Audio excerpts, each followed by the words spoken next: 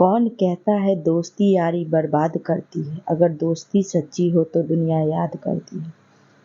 एक बूढ़ी स्त्री थी जिनकी भगवान में बहुत श्रद्धा थी, लेकिन वह बहुत गरीब थी। वह भीख मांगकर अपना जीवन यापन करती थी। उनको भीख में जो अन्न अनाज मिलता, वह अपने प्रभु को पहले भोग लगाती, फिर खुद ग्रहण करती थी। एक बार ऐसा हुआ, 3-4 दिनों तक उनको कहीं कुछ नहीं मिला। वह खाली हाथ अपने घर वापस आ जाती और पानी पीकर ही सो जाती और भगवान से प्रार्थना करती कि भगवान, कल आप ही संभालना। अगली सुबह जब बूढ़ी औरत भीख मांगने गई तो पूरे दिन में एक जगह से 2 मुट्ठी चने मिले। वह घर वापस आई और सोची कि अभी यह चने नहीं खाऊंगी, कल प्रभु को भोग लगाकर तब खाऊंगी। ऐसा कहकर वह बूढ़ी स्त्री सो गई।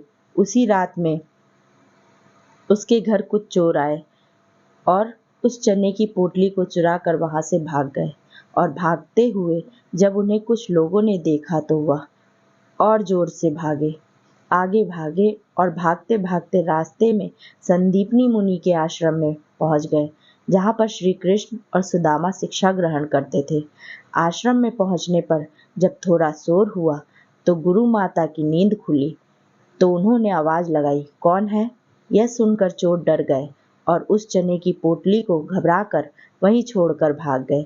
जब वह बूढ़ी माता उठी और चने की पोटली को नहीं देखा तो दुखी होकर श्राप दे दिया कि जो उन चनों को खाएगा वह जीवन भर दरिद्र ही रहेगा।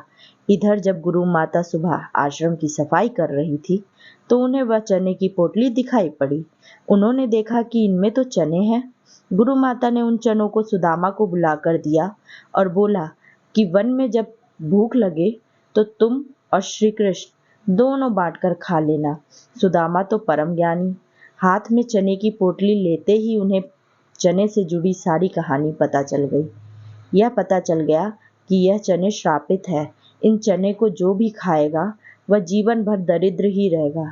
सुदामा सोच में पड़ गए कि गुरु माता के वचनों को कैसे न मानूं। अगर मैं यह चने अपने मित्र प्रभु कृष्ण को खिलाता हूँ तो उनके साथ तीनों लोग दरिद्र हो जाएंगे। अब मैं क्या करूँ? थोड़ा सोचने के बाद सुदामा ने चोरी से सारे चने अकेले ही खा लिए और दरिद्रता को स्वीकार कर लिया। सुदामा जीवन भर गरीब रहे, दरिद्र रहे, लेकिन अपने भगवान को दरिद्र नहीं बनने दिया। यह होती है दोस्ती। जहाँ सच्चे दिल से रिश्ता निभाया जाता है उसे कहते हैं दोस्ती।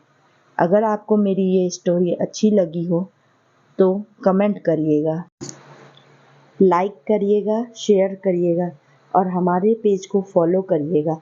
यूट्यूब से देख रहे हैं तो हमारे चैनल को सब्सक्राइब करिएगा। धन्यवाद।